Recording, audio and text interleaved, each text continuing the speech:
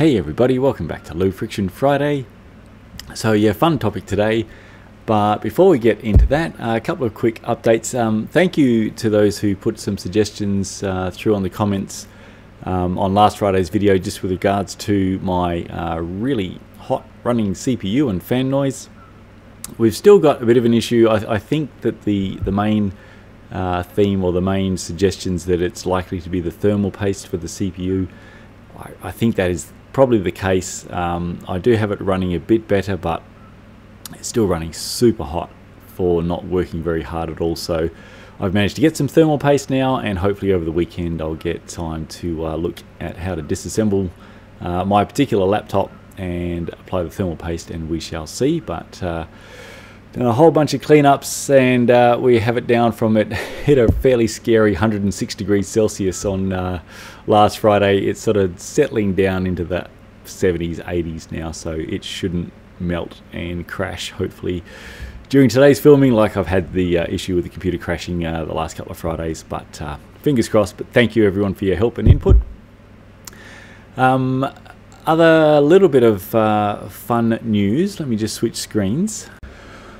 Alrighty, I think I mentioned last week in the low friction updates that yeah, we're just about to kick off testing for the fancy chain prep products that are out there on the market. So we have for a long time been stocking and recommending the UFO drivetrain clean, simply because you know, it has become, in a lot of parts of the world, quite difficult to get I guess the traditional solvents, and they can actually be quite expensive. So whilst UFO drivetrain clean certainly isn't cheap, it really, you know, isn't difficult, because you don't need to use very much of it, you know, for it to be cheaper to prep with UFO drivetrain clean as opposed to using the traditional solvents.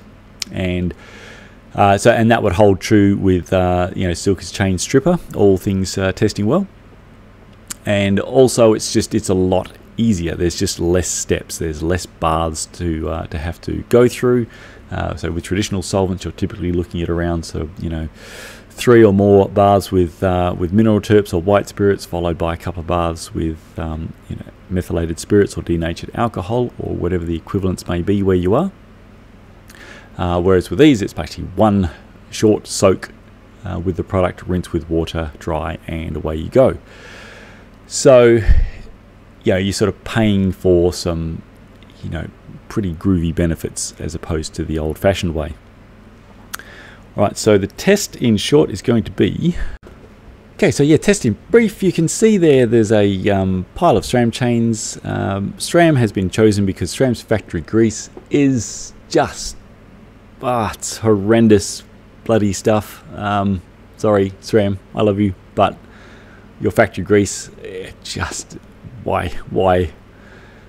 There are other, we can quite categorically say, less painful to clean and faster factory greases on basically any other brand chain.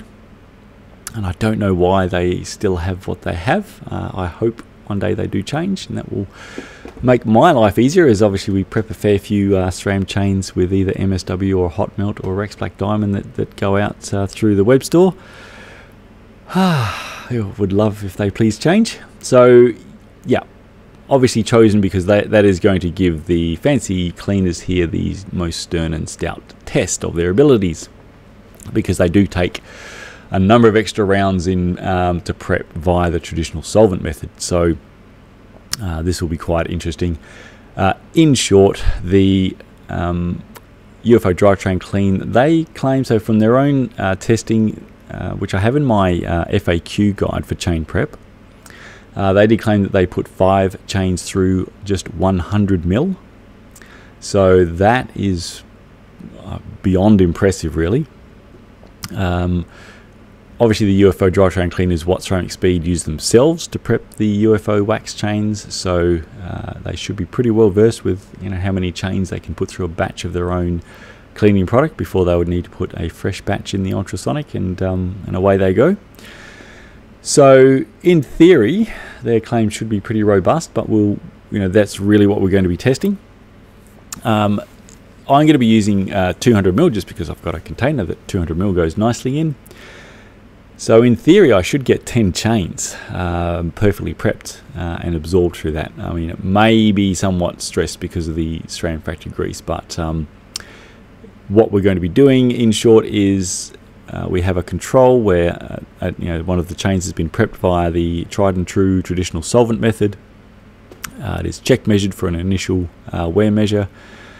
It is then waxed with its own fresh 200 grams of MSW. I get it in bulk, obviously, because I prep around 3,000 chains a year with MSW, so I get them in some lovely big slabs. And then we'll have a protocol to run on the test machine, and it will be checked every... I'm going to probably do 10-hour interval to start with, and then potentially reduce to 5 after the first one. It'll then be check measured, and also observations with regards to how dry it is sounding and feeling.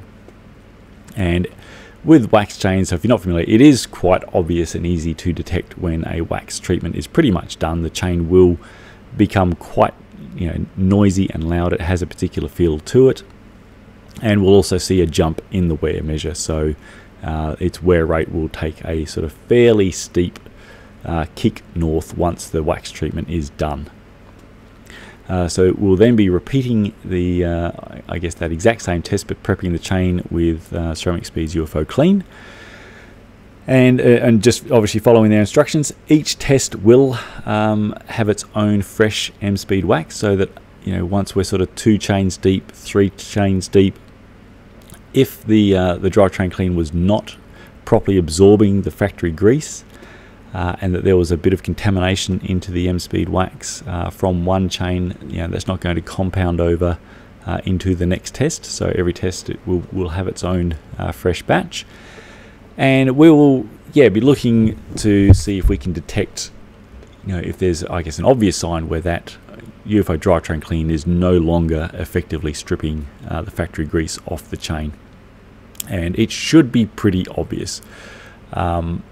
If not from the wear rate, because if it's not dissolving the factory grease off, we're going to have an interesting kind of lubricant combination of some wax that probably hasn't really adhered, and then a whole bunch of sort of factory grease running on there. Not entirely sure what that will show with the wear rate, but we'll see across the tests. But it will be quite obvious, I think, visually and feel, and also just testing with paper towel and tissue how clean the chains are post each test, and we'll be able to, I would imagine, fairly easily observe differences as the tests go on. Obviously the same then battery will be conducted for Silka's chain stripper. Silka claim that 1 ounce or 30 mil is sufficient to prep a chain. Again, you're going to need more than that to submerge a chain. So if I had a container of 200 mil of Silka's chain stripper, then I'd be looking at basically at least 6 chains that I should be able to get through that amount. So yeah, stay tuned here. We will update how that is all going. I'll create a little spreadsheet and observation sheet, and obviously I'll be taking pics of all the tests as we go, so that we can properly document how these fancy products are going. Yeah, it's just going to be really interesting to see how they match versus the claims. But again, on the plus side, really, if they really only get halfway to the claims, they're still in general going to be a lot cheaper and easier to prep a chain as opposed to traditional solvents. So yeah, we'll have some sort of cost to prep in our little tracker spreadsheet as well, that we'll put up once we sort of know how much is needed to prep X number of chains. Okay, let's get to the fun topic of today, the world of chainrings that are not round. So, I mean, a lot of people know them, I guess, as oval. I'm not going to just stick to oval, because really there's a lot of stuff out there that, yeah, they are far from oval. They are quite some extreme non-round shapes. So before I delve into that, and you may have seen some other channels as well that have covered this topic, and some that I've seen have covered it quite well. Obviously, I'm going to try to, as is my sort of fashion, expand on some things a little bit. And before we delve into the world of chainrings that are not a circle, just going to go through just some of the basic understandings of the whole, power, torque, leverage because it's fairly important to understand that, I think, as a base, to really get a good grasp then on what the rings that aren't round are claiming to do and how they do it and what is there to substantiate these claims, and we'll see if we come up with an opinion or stance on this by the end. So yeah, but initially let's go to the basics and see if we can give you a bit more understanding there than you may have had before. Let's, fingers crossed for me with my way of explaining things. Okay, here we go. Prop number one. So I've got a just a standard little mountain bike crank here, 32 tooth chainring. Now, you will have probably heard, if not from me, from potentially somewhere else, that you know, in general, from a drivetrain efficiency standpoint, running a larger chainring on the front is more efficient than running a small chainring. And depending on, you know, we won't get lost in the weeds on what this may mean for chainline angles and so on, but just from a purely, let's just imagine we've got a single speed setup. You know, there are three main reasons why this is the case. So to start with, obviously my pedal would be here. My pedaling force is going to go you know, down there, and the stop point that is stopping this from turning is the chain on the chainring. I have a greater mechanical torque advantage over this chainring if it is smaller versus the length of my crank arm. Now we'll get to torque and power in a little bit, but basically that is my mechanical torque advantage over the chainring, and so that is going to introduce, for a given power, X amount of tension from that torque into the top span of the chain, which is then going to be pulling the cassette around and obviously the wheel and trying to move me forwards. Now with a larger chainring, there is a lower mechanical torque advantage from my pedal to the chainring, which is going to be the stop point for the chain. So there is going to be lower tension in that top span of the chain. So now three things are occurring with regards to drivetrain efficiency from that point. So number one, with lower tension in the chain, when it needs to articulate around the chainring, it is going to articulate under lower tension load. So there's physically less load on the parts of the chain link that need to physically move, which gives us lower mechanical friction. Obviously, it is going to also need to articulate to a lesser amount around a large ring as opposed to a small ring, which is going to have a tighter radius. So it's going to have to articulate more or for longer, which increases the friction.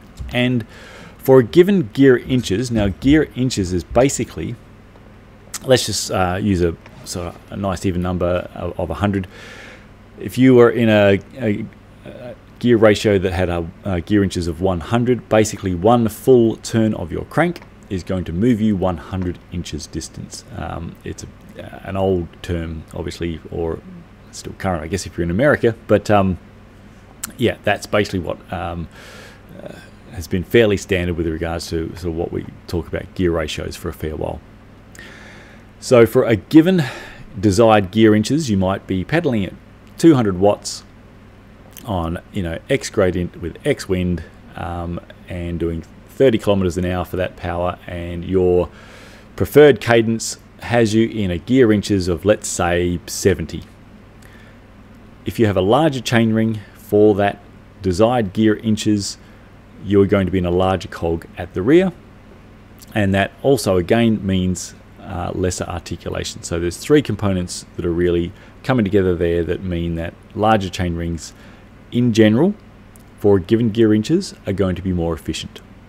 And this is why, especially in the top level time trialing, they're running really big chain rings, really the biggest that they can get away with. What they want is to set up there between their chainring and the cassette that for, you know, hopefully a really large, you know, percentage of the time trial, that they're going to be able to be in a really, you know, in the large chainring, which might be 56, 58, even 60 for some of the powerhouses, and that it's running in a pretty straight chain line to a then, you know, correspondingly very large cog. So they're taking advantage of all three components. We've seen before that, you know, with some of the testing by Jason Smith and so on, that once you start getting to like the, say, the 10-tooth cogs, especially for road, that because the radius jump, you know, really takes a quite big steps. You know, there's not that much difference between, say, a 27-tooth cog and a 28-tooth cog. As a percentage, there's quite a massive difference between a 10-tooth cog and an 11-tooth cog, and the extra amount of degrees that the link needs to articulate around that 10-tooth versus the 11, it introduces a surprisingly, you know, sort of greater jump in the efficiency losses for just that, you know, one tooth lower, and don't get some people started on 9-tooth cogs. Right, there's a second just important component just to understand with regards to this. So again, back to basics. So power, which is a measure really of workload, is a combination of force times by speed. In terms of pedaling a crank around, you have your torque, your turning force, multiplied by how many RPM you are physically doing. The two combined is your power.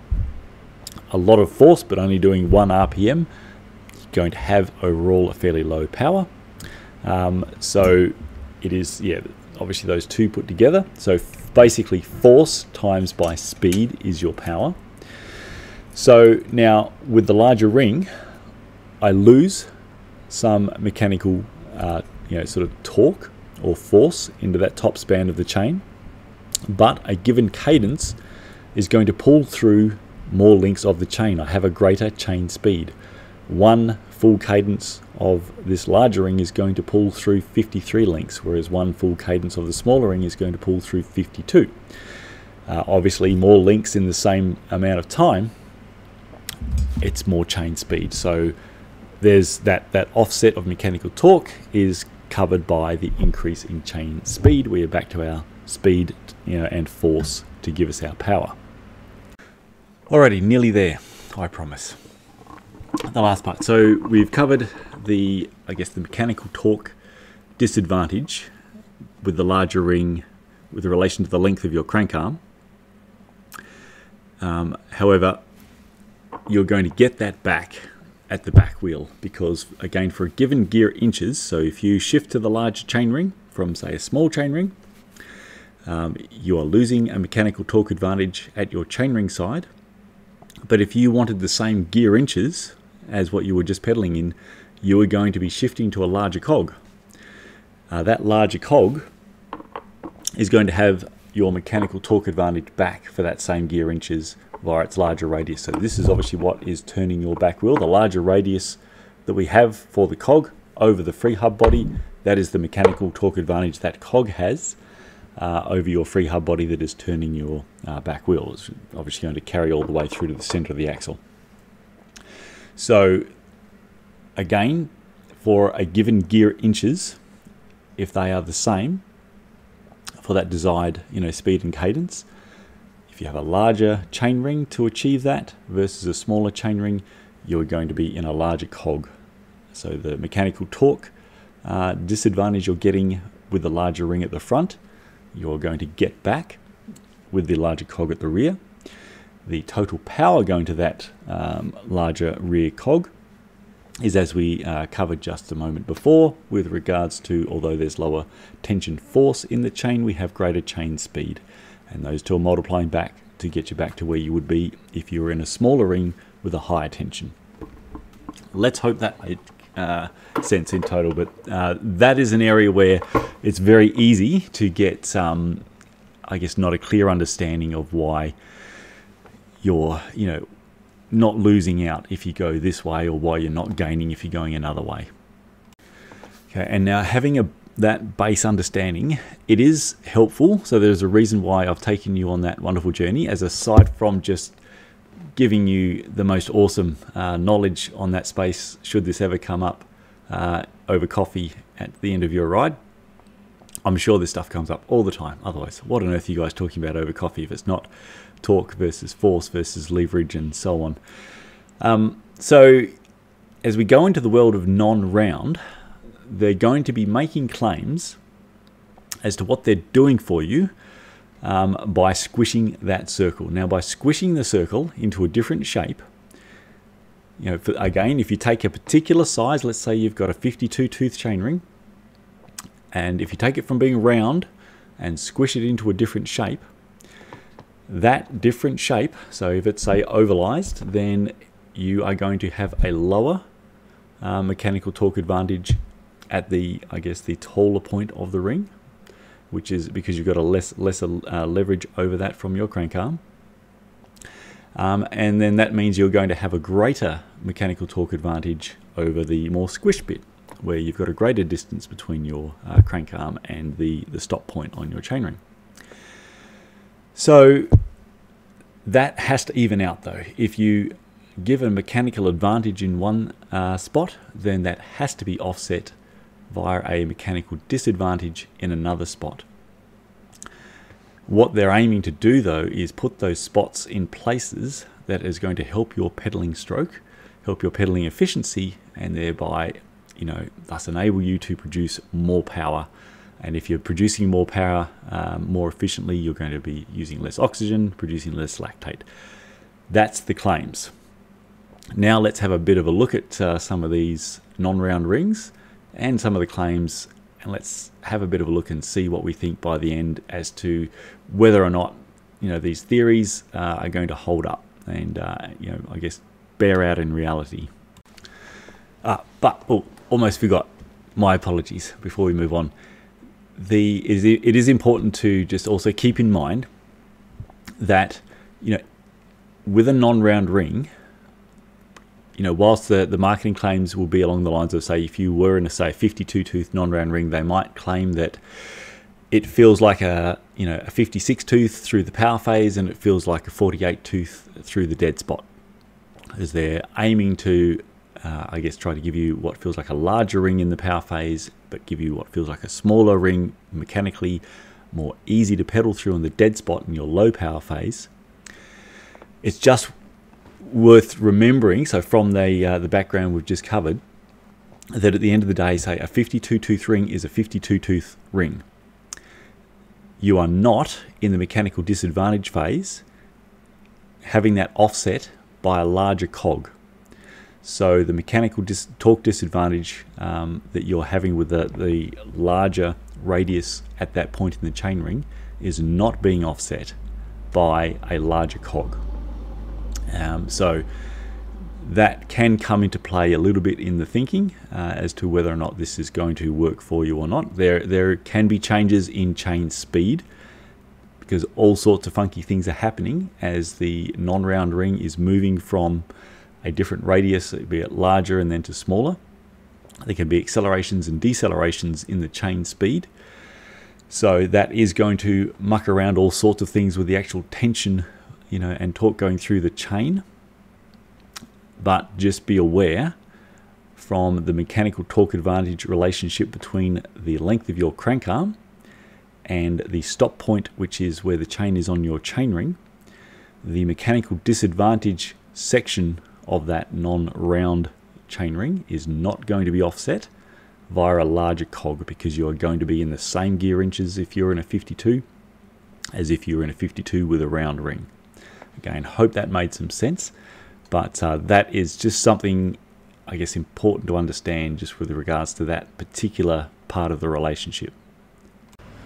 Okay, so what is going on with rings that are not round, and how does that wonderful knowledge that we just ran through before help you? Okay, so here is I believe this is an absolute black oval ring. So we can quite clearly see that it's sort of flattened into an oval where we have a lesser radius through what will be the, oh, that's a terrible color, sorry, through the I guess the dead spots of your pedal stroke. So we have a lesser radius here, and we have a greater radius through this part. What that is aiming to do is to make it, easier for you to get through the dead spot of your pedal stroke, because you have a greater mechanical torque advantage from the crank arm length to the stop point, which is your chain ring.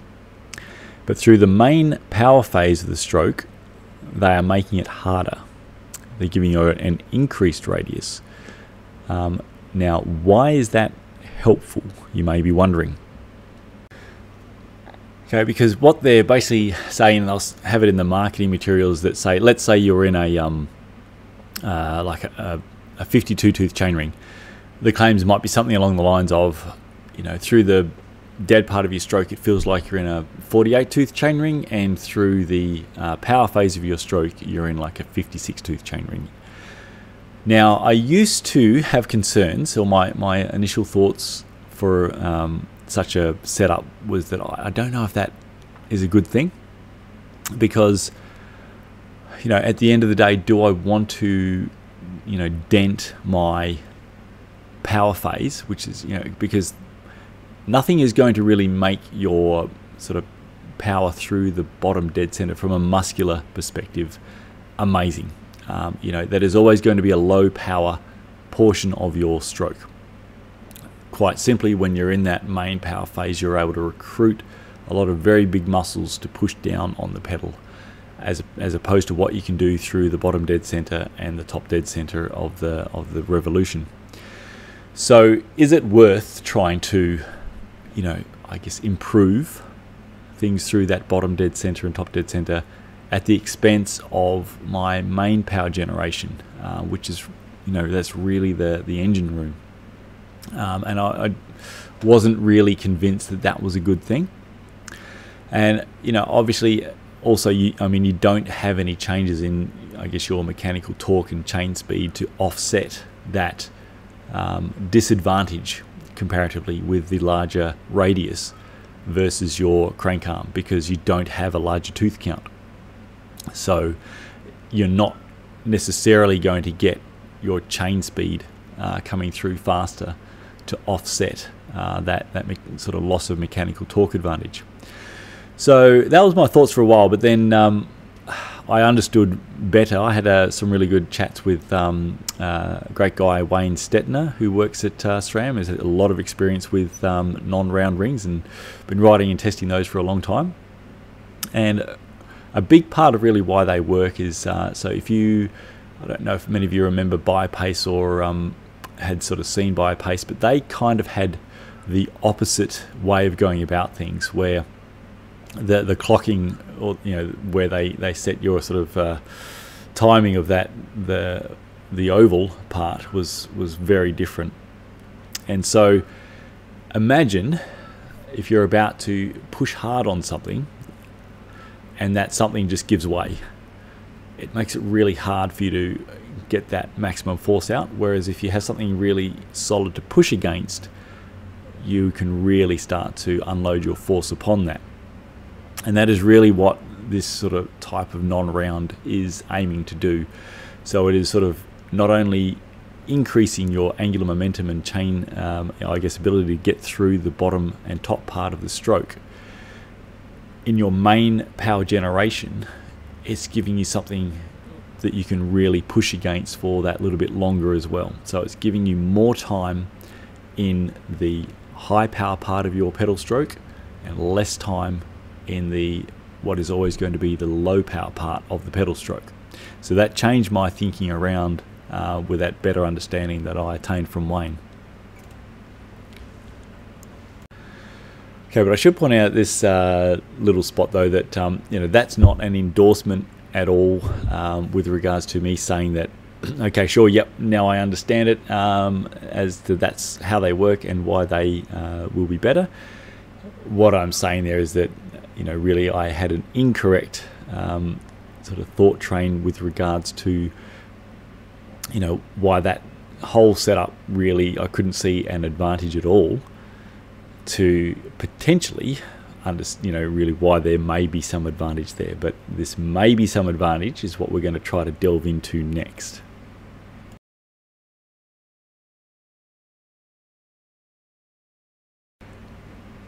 Have you asked the question that if the non-round rings such as Absolute Black's oval rotors, Q rings, Osymetric and others, why, if based on sound mechanical theories, physics, pedaling dynamics, the whole shebang, if that is sound, why are they not basically completely prevalent across the World Tour and Pro Pelotons? And really by now, it's not like these are new.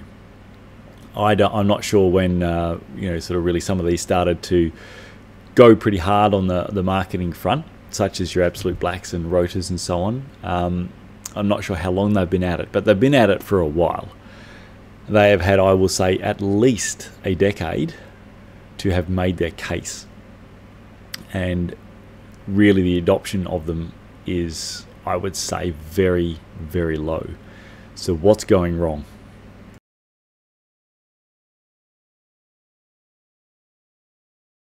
Okay, I think a big part, or at least for me, as to why they haven't really taken off despite all this time, is that the evidence in the studies from the players in the market, like in my personal, and I don't like to be harsh, but they are crap. They are just far out. You would not want any such studies behind approving your medicines or what's sort of safe, food and drugs and so on. Like, just unreal. I'll switch to a just one of the websites just for fun. So this one's from the Absolute Black website. There's not there's bugger all detail with regards to the actual test protocol on their video. I imagine that, well, I think in theory this is just a bit of a preview, and that there's potentially further detail to be found. I can't find it. I have tried this on 3 different browsers. I've installed their damn app, and I can't get another document. I have heard though that there's, it's pretty small amount of cyclists. It's a very short test protocol, and that theme continues on with basically everybody. So Osymetric, similar thing. They have some you can actually get access to their document, but the test was like 19 cyclists, and still the protocol and the whole document is just, let's just say, not amazing. It's just something that I don't understand. That if the aim is to you absolutely believe that these chain rings are more efficient, they're going to enable you to create more power more efficiently, so less oxygen consumption and less lactate and so on. Why oh why in 10 years has this just not been studied and conclusively and categorically proven? It could absolutely be done with some long-term studies and some, I guess, more open but much more robust test protocols as well. I'll run through just I guess a brief suggestion, but I won't go through and pull apart. So from what I could see with the Osymetric and what I could glean from the video here, I'm not going to go in starting to, I guess, pull them apart, because if I did, I'd be here for another hour. I think for a lot of people, they would watch this and go, okay, yep, cool, wow, that's amazing, let me get some. But there's a lot of questions that come up, sort of, I guess, on a bit more of a deeper look.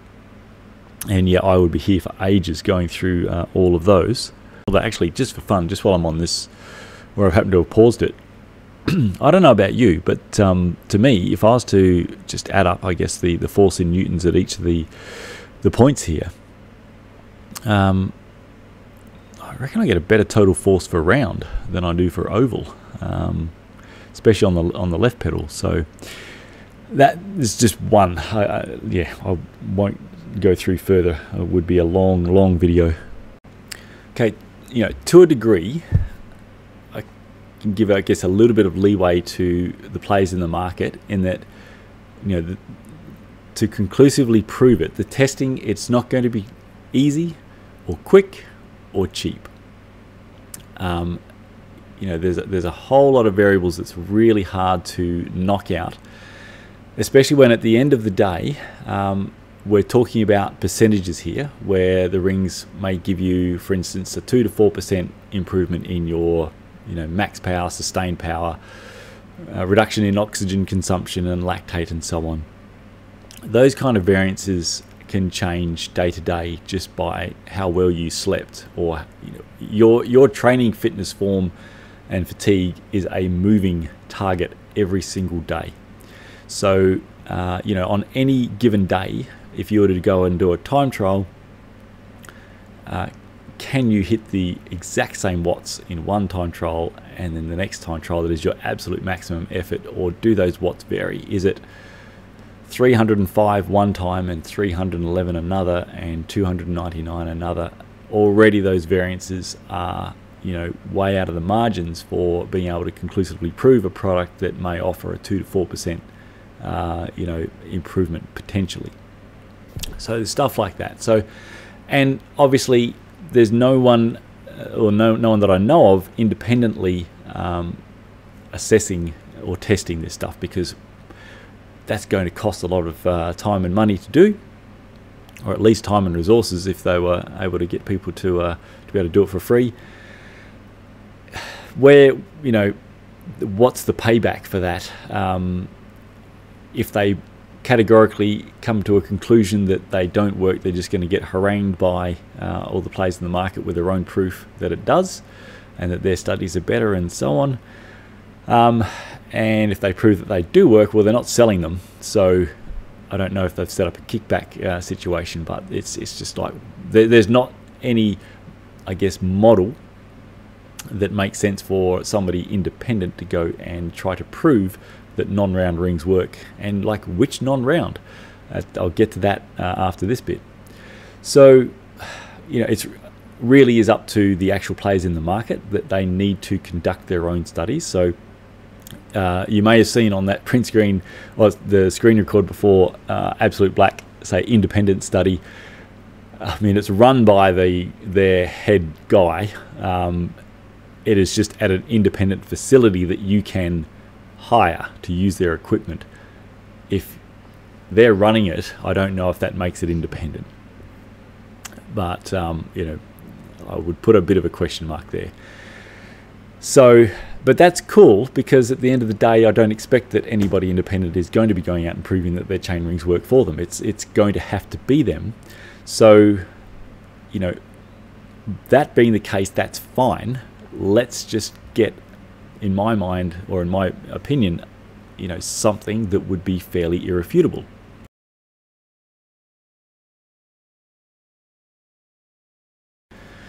Okay, all the studies I've sort of really seen so far, they seem to be, aside from quite a small number of athletes, they tend to be very short duration maximal tests, and that I don't understand. So perhaps any of these places can email me and let me know why I'm incorrect. But again, it just comes down to this whole, what can you do at a maximum effort on any particular day? It's going to vary due to a bunch of stuff, and it really limits the number of tests that you can do with that person, force them back to back, one versus the other. For instance, the claims of, because they're more efficient, that they use less oxygen and you have less lactate production. Why are the tests not, say, a longer duration, maybe simulating a 30-minute climb at like a zone 2, zone 3 type effort, so that an effort can be done with a round ring, and then the effort can be done at the same power with the non-round ring, whilst measuring the oxygen consumption and lactate levels, which is easily done in the lab setting. With regards to power, a quick one to cover off, some power meters with some non-round rings do not read the same. Again, it's just changes in the angular velocity that the algorithm that's running the power meter, it doesn't expect it, so they can typically tend to read high. So for instance, when Chris Froome was using the Osymetric with stages did advise that that will give you a higher power output reading than if you were using a round ring. Some power meter manufacturers claim that they are perfectly fine to run with non-round rings, you don't need to do anything else. Others say that yes, it will impact. It is possible that the power meter companies that are claiming it doesn't affect just want to say that, so that if you have round rings, you're still going to buy their power meter anyway. I don't know. They obviously they have an incentive to say that it's not impacted, but there's enough information to say that there are some power meters that are affected and give a false, incorrect high reading. So you kind of need to have basically a power meter at the back wheel, so like a power tap, or obviously pretty simply these days with a smart trainer. Again, not quite the accuracy that we're looking for. So you're going to want to try to double up on that if we can. However, back-to-back tests on the same power meters by the same athlete on the same day for a sustained effort that they can repeat, I think would be a start to get some indication as to whether or not the non-round rings are in fact enabling you to do that effort with less oxygen uptake and usage and less lactate production. There are issues, of course, with the fact that there can be a neuromuscular adaptation period. So it is not optimal to go from round to non-round because your muscle firing and timing is different. And the less round things are, the more time typically that adaptation period is needed to take. So that particular protocol would quite potentially have to be adjusted where a number of rides are done back on round over perhaps a period of 2 or 3 days, and then that sub-maximal effort is done. Then a few days of still just keeping things, say, zone 2 with the non-round rings. At the end of the day, there are coaches that would be able to ensure that a training volume and training intensity would maintain an athlete in a pretty tight spot with regards to their fitness, form, fatigue for testing purposes, and what days sort of rest and so on may need to be put in there in between. It would not be easy, it would not be simple, and it would not be cheap, and you're going to obviously need a bunch of athletes to be put through this protocol. So I can certainly understand that that's a challenge, but I just, again, considering how long the players on the market have had, and considering, I would say, the impact that it could have by just categorically proving that their non-round rings absolutely increase your power output, on average for a lower oxygen uptake and less lactate, sorry, struggling to speak now. Pretty sure there would be some pretty big adoption in the World Tour teams, and that always then trickles down to mass market, and things would look pretty amazing for that initial effort and outlay, I would say. So yeah, what I just quickly outlined there, that's just a very rough, quick sort of suggestion. It would definitely need some finer detail and nuts and bolts worked out if one was to actually go down that path.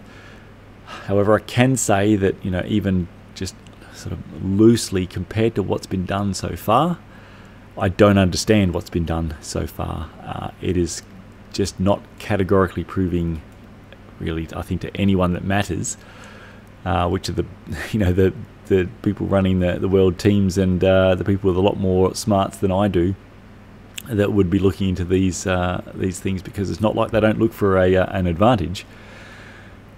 They're just not doing the job at all, and they really are, quite poor on any sort of deeper scrutiny, and I don't get why they're all like that still.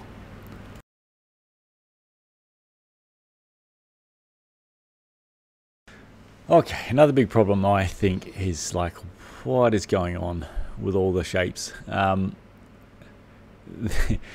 To me, and I this is not my field of expertise, obviously, but I don't think that the theories should be able to vary this much.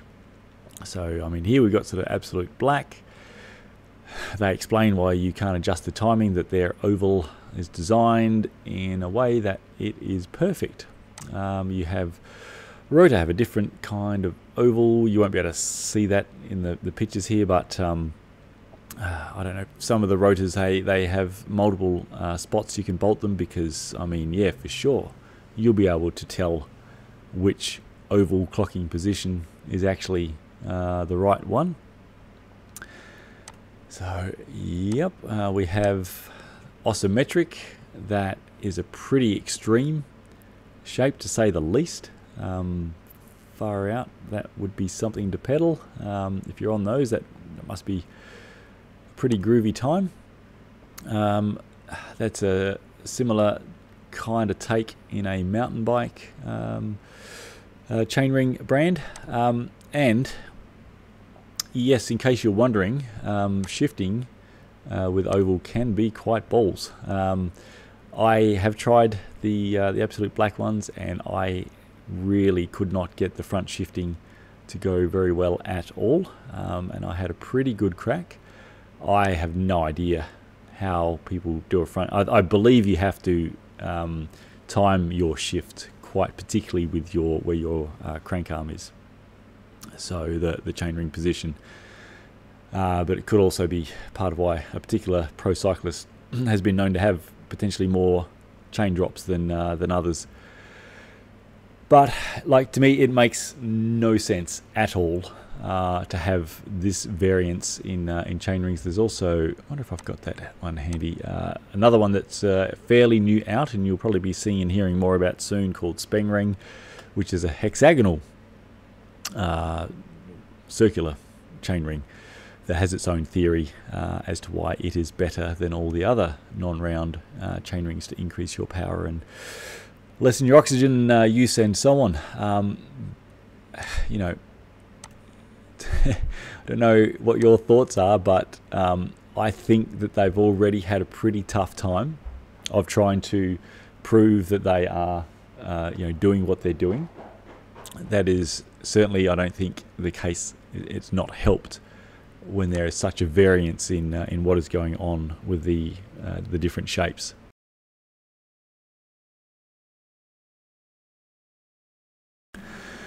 Okay, so summary and conclusion. My, I guess, overall thoughts, and it may have sort of come across as relatively clear by now, is that yeah, I'm in the wholly unconvinced category, like many others that have had a bit of a deep dive into this area. Now, we haven't taken a deep dive into any particular brands, claims and ins and outs on how their particular shape does all these wondrous things for your pedal stroke and your ability to produce power for less consumption of oxygen and less production of lactate. They all have their own quite specific theory as to why their shape is how it is, and that their particular shape and approach is the dialed and perfect approach. So I mean, aside from the studies, which I think, as I've covered, to me it is perplexing that that's where they are at. The ones like the Absolute Black, and if they do see this, and if they don't take legal action against me because I mention them not in 100% glowing positive terms on every aspect, if they can send me the test protocol, because I can't download it, so there's perhaps more depth there than what I think, but the video did not give much depth at all. And to me, honestly, it looked like more money would have been spent on the polished production as opposed to the actual study itself. And again, considering what could be the potential outcome benefits if any company was able to categorically prove beyond doubt that their rings do exactly what they claim, I think that would be pretty massive, and pretty massive for them commercially. And so it really does perplex me as to why that level of effort with the studies has not been done. And really, you can apply that across to any and all of the other players in the market. And as I mentioned, all the it's not like the differing shapes are close to each other in some cases. I think you say Rotor and Absolute Black are probably the most similar. Things get pretty wildly variant out there, and I find that very confusing. To me, it's a little bit like let's pretend I've just arrived on planet Earth from the 7th sector of Zorg as an alien, and I'm immediately hit by religious ambassadors. One's giving me the Old Testament, another's giving me the New Testament, another's giving me the Quran. I've got the ambassador from the Jewish religion and Islam and Muslim and Buddhist, and they're all telling me that I absolutely should be joining their religion because theirs is the one true religion, and this is the way that God intended the path for me to walk. I'm going to be confused by the conflicting origin stories and rules and regulations that each particular one has, and why, if there is obviously an omnipotent being that created us, that there's not one version as opposed to tens of thousands in total. I feel a little bit like that with when I look at something like Osymetric versus rotor versus absolute black and so on. Not sure if your sort of thoughts echo mine in that respect. Other things that are to be aware of that I think also hinder why they haven't been taken up. You can expect if you are on a dual ring system that shifting, it will be balls. Very much so. I think the more wacky the shape is, for one by, that's not obviously going to be an issue. You may get knee pain. So I have heard that knee pain is something that has hindered its potential take up in the World Tour Pro peloton.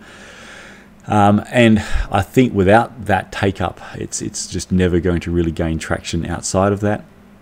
I can't recall now, because my computer has crashed 3 times already trying to do this filming, and I've lost myself a little bit with what I've covered.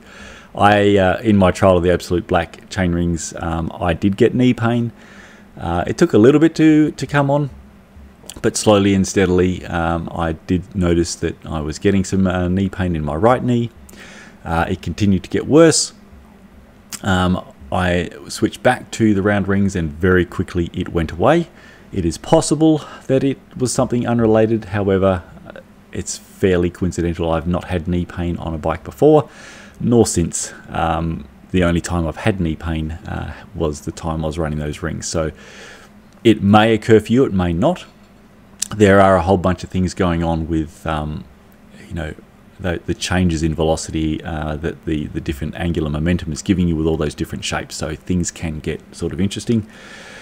It may affect your power meter reading, all sorts of stuff. So just be aware of. So at the end of all this bit of a, I guess, look at non-round.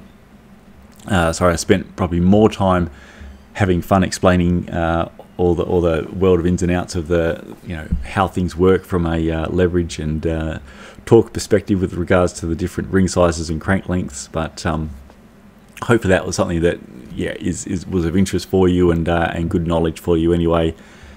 My final thoughts really on non-round is that a lot more, much more concrete proof needs to be brought forward by any one of the market players, I think, to substantiate that non-round really has something going for it. So, but let me know if you've been using non-round and you have found them better, or if perhaps you have some, something tangible that you can even, I guess, put forward to us that you have from your time before and after round rings, or similarly if you had not a great experience. Let us know. I'll stop rambling here. Hope this was fun. Sorry if it was disjointed in some parts because the computer crashing, it seems to be, it hasn't crashed in the week since last week's filming, but it's crashed now multiple times every filming. The CPU's again not being really taxed while I'm filming, so there must be something potentially with this software, so I'm going to have a look at that in amongst things as well. Alright, thank you everyone. I hope you have a great weekend of cycling, and I will look forward to catching you next week, which again I should be back to a detail review trying to catch up on those. Okay, till the next one, stay low friction.